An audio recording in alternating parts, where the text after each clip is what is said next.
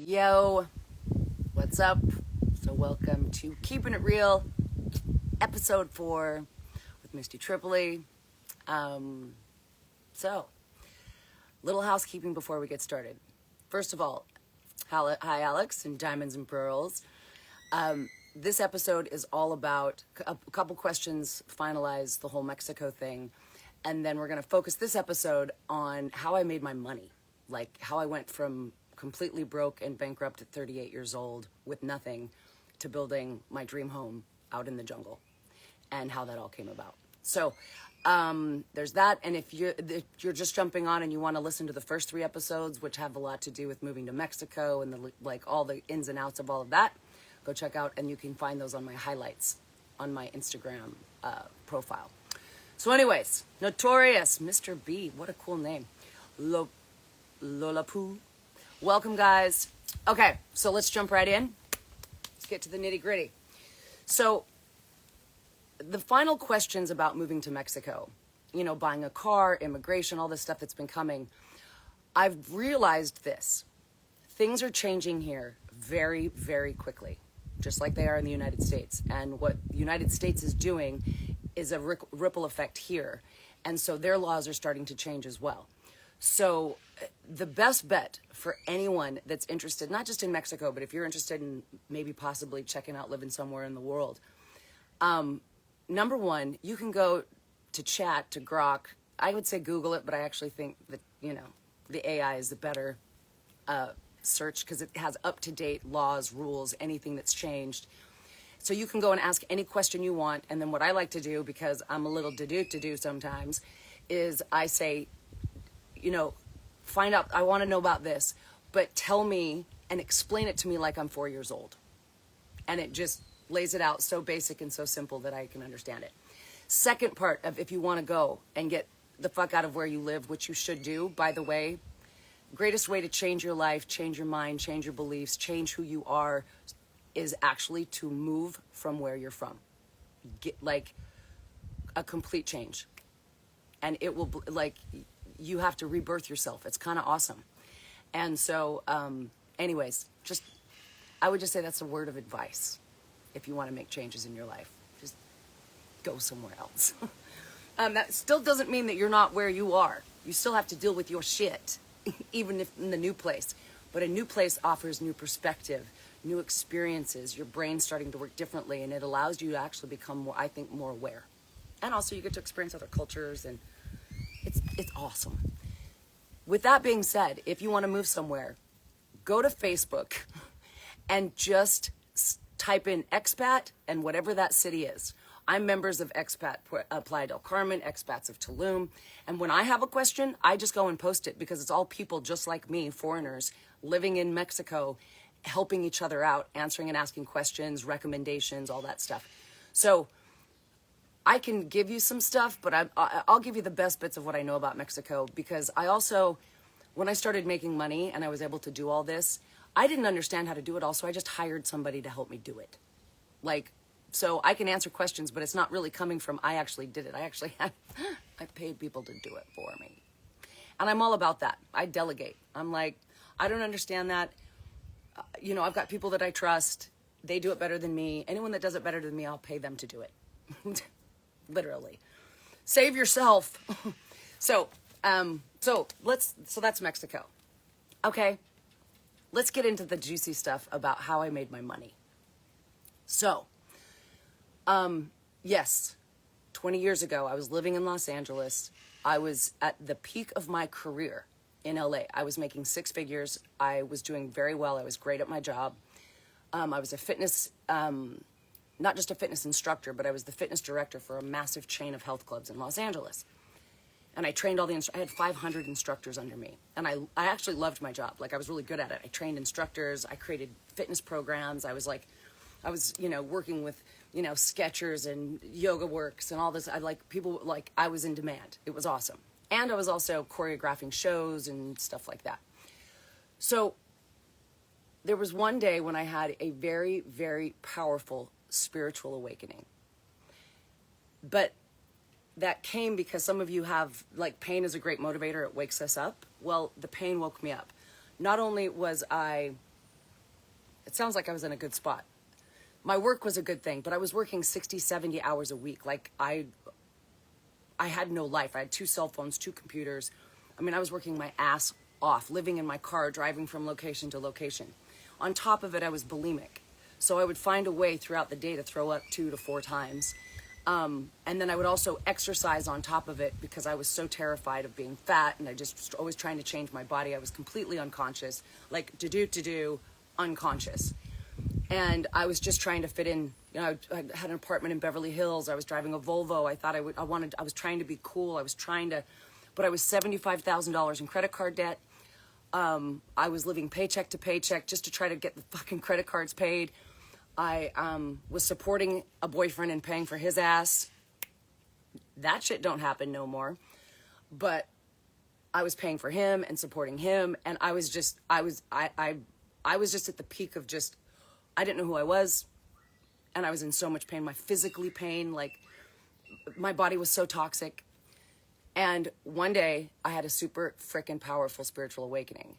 And in part of a new series that I'm creating coming up, I will share that whole day and that whole experience and what actually went down. But let's just say I got punched in the face with the truth. And I went, what? The what? Like my eyes were just opened. It was like the Matrix fell. I saw everything for what it was. I realized I'd been lied to since I was born. I realized I'd never questioned my government. I'd never questioned my religion. And I'm just like, I've believed everything that I was told. Like, and I'm just trying to do what everyone else is doing. Like, what the... Yeah, nothing made sense anymore. Nothing. And I was like, I honestly couldn't speak for like 2 weeks. And so I had to take some time off work, but I knew I had to go back to work. And the thought of going back to work and having someone else own my time made me physically nauseous. I became so like, I'm an autonomous being. Like, everyone is. Like, I'm a magical creature. Like, I just became so connected to some part of me that I'd never tasted before. And it was amazing. And I realized I was finding my authentic self. Like, that's who I was starting to connect with. Is like, Misty. Like, who the fuck is Misty? Like, the worker, the lover, the bitchy girlfriend, the da-da-da, you know, like, who, like... And very quickly, my relationship ended. I set boundaries so fast. I was like, I ain't covering your ass no more. Hit the road, mofo. And if you can't pay, you can't stay. Like, I got real, like, firm with everything. Everything just got really real. Like, I'm living on my terms, my way. Like, all of this shit's gonna stop. So I couldn't work. I quit my job. And so this great income I was coming, but I was still living paid. And I was, you know, I said, credit cards up to, like, I didn't know how I was going to pay my rent. I didn't know what I was going to do. I was just like, okay then. But one thing that's part of the day that I did was connect to dance in a way that I'd never connected to dance. I'd always danced my whole life. I always exercised and did all that shit. But I never danced just for myself. Like, set myself free with music and just let it take my body. I'd never allowed that to happen. I was always in control of everything in my life, even my body. Hence the bulimia and the over-exercise and the da-da-da. And on that day when I had that spiritual awakening, I was dancing and I allowed the music to move through my body. And my whole body came alive in a way I'd never felt. I could sense the cells in my, like, everything was just alive, and the creativity that was flowing through me. And I was like, what is my body doing? This is amazing. I'm like, I didn't know I could dance like this. Like, I was just like, and so that became my drug. So what I was doing through this time of me not being able to work and not being able to talk, I started a meditation practice. I was meditating 4 to 6 hours a day. I would sit in this chair and just sit and just go in and just witness my inner world and all of the intricacies and what I think and, like, the universe. And I was just asking the deepest fucking question. I mean, I was going in there. And so I quit my job and I was dancing. And so dancing, oh, and by the way, bulimia just disappeared. Gone. Done. It was over. I was like, I don't, like, there's no, like, disappeared. Like, 16 years vomiting 3 to 4 times a day. Disappeared. Like that. Bam. And all I could do was just be like, I'm so sorry for what I did to you. Like, how? You know, I knew I wasn't born to hate myself. I knew that this was not part of what life is meant to be. You know, are you fucking kidding me? And another thing, why I say fuck a lot, I fucking love the word fuck. And the reason why is because I did not allow myself to swear until I was in my 30s, till I woke up and I realized I was taught and conditioned that these words mean a certain thing. And that I have to be offended when they say it, and that is irreverent, and that is wrong. I judged people that swore. I thought it was unnecessary, and that people that swore were unintelligent. I had all these judgments around it. And then when I woke up and I was like, why am I giving a word any power at all? That's my choice. I choose the meaning that I give that shit. And I just went, boom, fuck, fuck, fuck, fuck, fuck, fuck, fuck, fuck, fuck. And it felt so good coming out of my mouth and playing with it. And so now it's like my favorite word. So if you follow me, you're going to hear a lot of fucks. Let's just get that straight. Okay. Favorite word? You can use it for everything. So anyways, back to the story. Because it's awesome. What happened and how dance just gave me everything. So I, with this dancing and connecting to myself, connecting to my creativity, my authenticity, my highest self, this part of me that it was so delicious to meet myself. I was like, wow, this is who's been in hiding. Like, and hasn't allowed herself to shine and stand on her own 2 feet and do her own thing. And, you know, you got power in you, sister. I felt so empowered. It was really awesome. I still do feel empowered, by the way. Like, I feel like I'm a fucking superhero. Let me just keep that straight, all right? So, I didn't know how I was going to pay my bills. Right, let's just keep it straight. But I wasn't worried. I didn't have that fear anymore. I was just like, I just took the leap and I'm flying and I have no idea how, what's going to catch me, But I didn't really care because I was clear that I would rather eat out of a trash can than someone else own my time. And no motherfucker will ever, no one will ever tell me what to do ever again. Ever. I will live on a street in a freaking sleeping bag before that shit will ever happen again. Like, I was clear. So I didn't really have the fear. And I also knew that there was something greater at work. Like, I knew that this was something needed me to wake up and come alive and understand the power and help people awaken. Like, this is part of all of what I do through my work and through what came through me, and what I'm doing on Instagram is to help people wake up to your own greatness. Wake up to your own power. Wake up to that you have it all inside of you. You just need to fucking connect to it. Let that shit guide you. Let it take you to the stratus fucking fear. I'm just saying. But you have to let that happen. And that's an inside job. So anyways, back to the story, because I do this a lot. So just deal with it. Let's get back to the juicy. So I'm dancing. I don't know what I'm going to do. And so basically I started talking to whatever the thing was that made all this shit happen. I was like, yo, motherfucker. Because I was like, this was me now. I realized this is me. I got attitude. I got pizzazz. I am sassy as a motherfucker. And she loves it. Like, I just feel so empowered. Like, and so I figured I'm not going to try to pray like someone else. Like, I was taught that you fold your arms and you bow your head and you close your eyes, and then there's this types of prayers and these types of prayers and these types of prayers, and there's some spirit way that you're supposed to do it, the correct way, or the way that's going to connect you. Whatever, anything works for anybody. But what I realized is I was like, why am I copying anyone? Like, so I started talking to, yo, creator, what up, mofo? Listen, the bills are due. Don't know what I'm gonna do. So what I know now that I'm very clear on is that you made me to dance. You made me to dance. Like, I don't want to do anything but dance. So, yo, homie, you better show me and make it so fucking clear what I'm supposed to do that there's no doubt in my mind what I have to do and where I need to go and what that looks like. Like, because I'm a Libra and I'm all over the place and I can't make decisions. It's not my fault. It's the way I was born. And so that's why I demand it. I didn't just, please, can I have this? I really want this. No. Fuck that. Command that shit. Show me. Guide me. Make it clear for me so that I understand. And I added this. Make it so magical that you blow my mind with how creative you are. Boom. So after I start making these commands, and I've changed everything that I believe and think, and like I'm doing the inner work. I'm telling you, meditation. I took those 60, 70 hours a week that I was working and I invested it into myself. Full on. And I was hardcore. I like lost most of my friends, but I didn't give a shit. I was so diving into the inner world. I was just like, wow, look at what's here. And then while I'm dancing one day, I'm in my zone. I'm in the flow. I'm in the groove. That's why it's called groove. I created the groove method.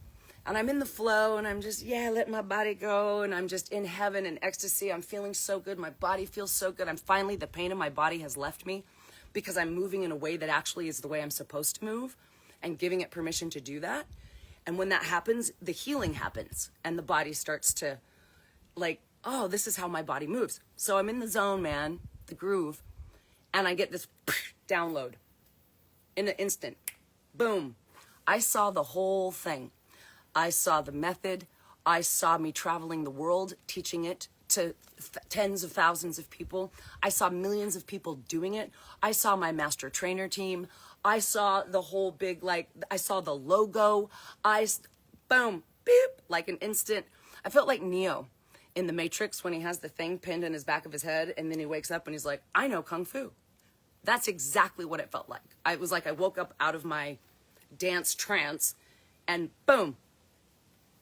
And it was so big and so huge. I was like, how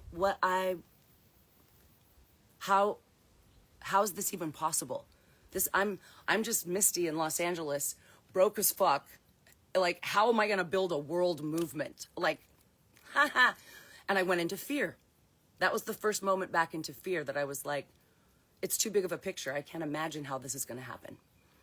And then this feeling came over me that said, trust. You need to have faith because this will take care of you for the rest of your life. And it was clear. And I was like, well, hell yeah, let's get this party started. And what I chose to do was not go out and try and make something happen. I didn't work harder. I worked so much less. I was in me zone, being authentic, dancing every day, taking care of myself, changing and doing the inner work. And then I did, when I quit my job, I kept teaching a couple of classes near my home because I lost my car as well. So I had to buy a 15-year-old $800 Saturn from a Volvo, but I didn't give a shit. I was like, I was free. I didn't care. And so I would go to the studio where it's called Equinox in Westwood, Los Angeles. And I would go there, and that's where I would dance. And I kept those classes, and that's where I would have the space to go and dance all day long. So, but I wasn't not knowing what to do, but I kept my classes. Now, what was interesting, we're talking just in a very short period of time, a couple weeks later, I get a call from Nike. And Nike is like, hey, we've heard about you. You've got quite a reputation in Los Angeles. And we hear that you're doing things a little bit different. We're really curious at what you're doing, and we'd like to come because we're looking for female fitness athletes to represent our new ladies fitness wear, because they were all into the other sports, but dance fitness wasn't something they did, but they were launching a dance fitness wear. And so I was like, sure, come on. Again, I did nothing but just be myself. It just came to me. It was like, here you go. You're in line with what you're supposed to do. Here, I will give to you because you're in alignment. Okay. So just relax, enjoy the ride. Doesn't mean you're not going to work, but everything will come when it needs to come. Everything will happen the way it needs to happen. So Nike comes, brings 8 people from corporate. After the class, they're like, yeah, we dig you. You're badass. Sign me to a 7-year contract. So I start traveling the world, teaching the groove everywhere, all over the world, thousands and thousands of people. And I get to share this method that has just come through me. And everyone that's doing it, like it's just me by myself, right? Misty, just all alone, traveling the world, sharing what I know, and having a blast, just feeling so alive, like on purpose. I was like, yes, this is the best. And I got to see the world, and I got to travel, and I got to have all these experiences. I've circled the globe like 15 times. It's awesome. So at these conferences, there would be tens of, no, there wouldn't be tens of thousands. There'd be thousands of instructors at each event. And after my sessions, they would all, like, I would get bombarded, literally. What are you doing? How do we learn how to teach this thing? Oh my God, like, it makes so much sense. Like, why aren't we doing this? And I go, I know. Like, I know, but I don't have a training system yet. I don't know. It's just me. Like, but I'll take your name and your email, and when I have something, I'll contact you. So after the course of, 3-4 years, I had 10, 15,000 email addresses from all of these conferences all around the world. And then I met someone that, and that's, well, that'll be another time. But that's when the World Groove movement started. I eventually was able to create the training systems and started training instructors. And at this point, I have facilitators that teach the groove dance floor experience, which is what I developed through this awakening and this like healing of my life, in 55 countries around the world. And actually, I think we just added 3 more countries. And it's super fun, and people love to teach it because you don't have to be a professional dancer. Because you're not teaching people how to dance. You're actually facilitating a space where everyone, and it's so ridiculously simple. That's why it works, because it's easy and it's simple. And most people won't do dance stuff because they think there's choreography or if it's going to be hard or something like this, where groove eliminates all of that.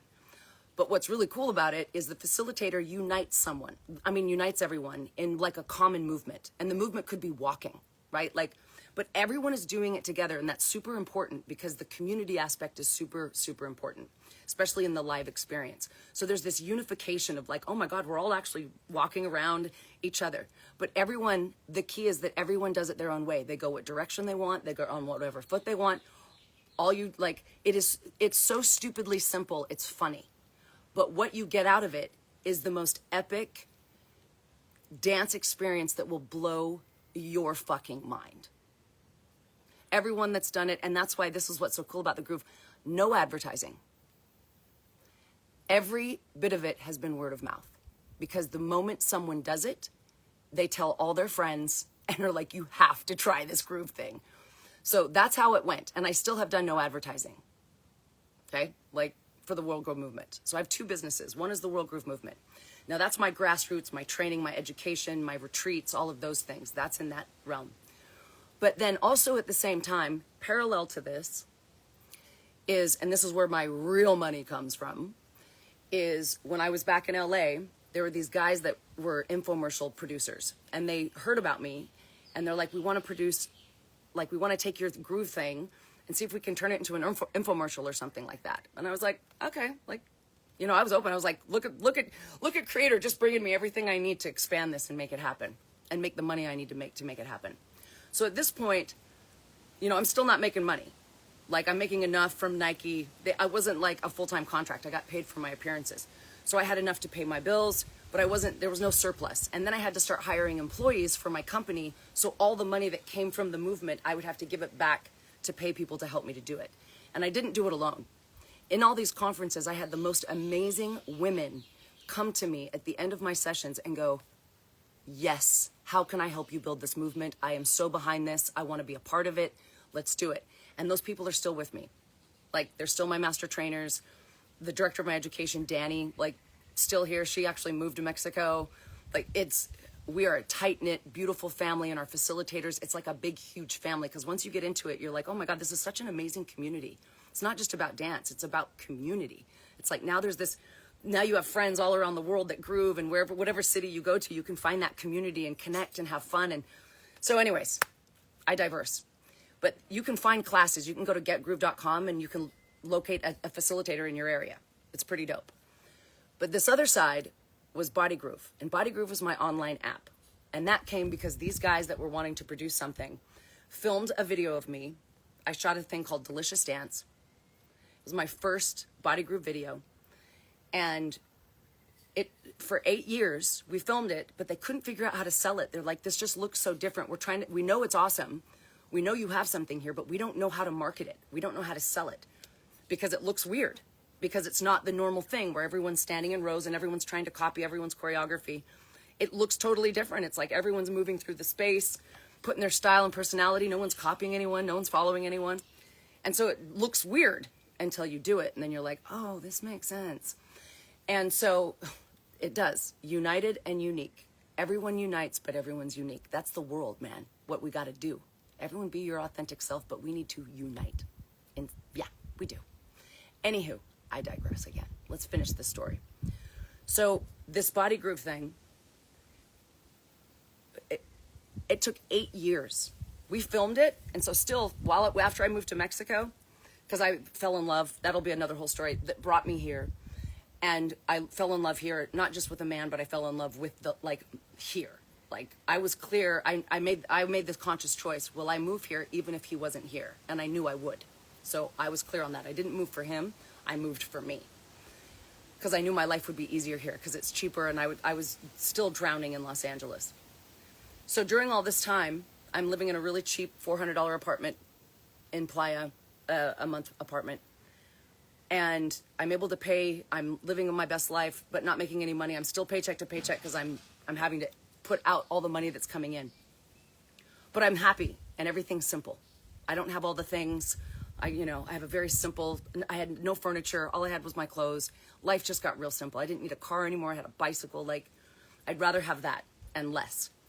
But then about 8 years ago, I'd say about 8 years ago, 7 years ago, is when I changed my relationship with money. And that was powerful. And that's when everything exploded. And I don't want to keep you guys. So what I'm going to do is next week, I will pick back up right here on how I changed my relationship with money. And I will tell you within 2 weeks, the money started flowing hardcore. So I want to break that down, but I don't want to keep you guys all day. I'm so passionate about this story, and I hope that you resonate with parts of it and inspires you. But that's how I made my money, was Body Groove and the World Groove Movement. So next week will be part 2 of this little Keeping It Real conversation. Thank you guys for being here. Esther, Steeler, thank you guys. And thank you for staying. And if this story interests you and you think there's other people that would be inspired by it, send it to them. Let's have these conversations, because I really I want everybody to have their best life, and it's possible for everyone. And I don't want any of you to feel stuck in where you're at, because that fucking sucks. And you don't have to be stuck. You are not stuck. There's a beautiful saying that says, the cage is not locked. The cage you have around you is not locked. You can exit anytime you want. So we're going to go more into that next week, how I changed and rewired my shit about money and how the money started flowing. And then we'll continue on with the story through how I got my dream land and built my dream home. So stay tuned for the next episodes. I'll go live again next week. Tell your friends. And I'll see you guys next week. Massive love. Have a great day. Thanks for listening.